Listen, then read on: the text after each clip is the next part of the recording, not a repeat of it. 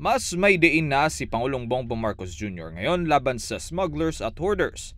Ito ang napansin ni political analyst Professor Ana Malindogoy bilang komento sa naging ikalawang State of the Nation address ni Pangulong Bongbong Marcos Jr. sa panayam ng SMNI News. Nakita ko kay President BBM na mayroon na siyang malakas na pronouncement when you talk about, like for example, hoarders. Anong gagawin niya? Anong dapat gawin sa mga hoarders na yan? Na sabi nga niya, 'di ba? He will be fighting against them in his own way under his administration. So makita mo may parang there's some, do you call balls? May balls siya on this thing. Sa kanyang sona, nagbanta si PBBM na bilang na ang araw ng mga smugglers at hoarders na nasa likod ng pagtaas ng presyo ng agricultural products. Sa kabila nito ay ninanais sana ni Malindogoy na may konting diin pa hinggil sa isyu ng korupsyon si PBBM. Nakulangan lang ako dun sa issue ng korupsyon.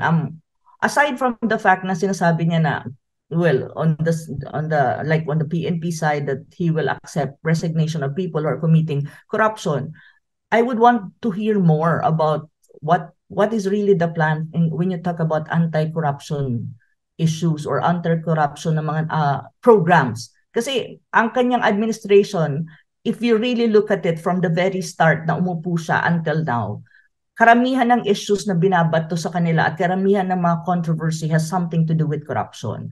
Kaugnay nito, pinuri naman ni Malindogoy ang hakbang ng administrasyon na palakasin ang digitalization ng mga government offices upang maiwasan ang korupsyon. Pagdating naman sa laban kontra kriminalidad, dapat din ayon kay Professor Anan na matutukan ito sa kabila ng nabanggit ng Pangulo ang laban kontra iligal na droga. The fight against illegal drug is just one aspect when you talk about peace and order.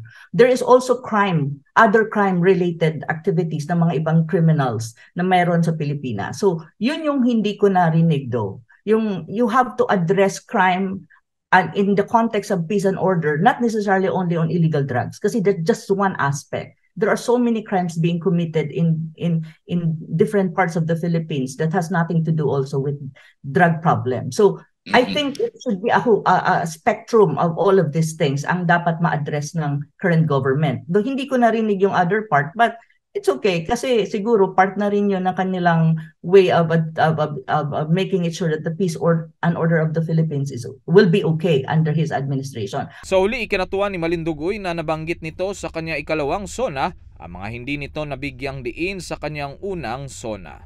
At least this time around, napangalanan niya at nabigyan niya ng espasyo sa kanyang sona ang mga wala doon sa first sona niya, which was the source of criticism last sona. So ngayon, nagawa naman niya at nasabi niya. So, para sa Diyos at sa Pilipinas ko mahal, Carlo de la Peña, SMNI News.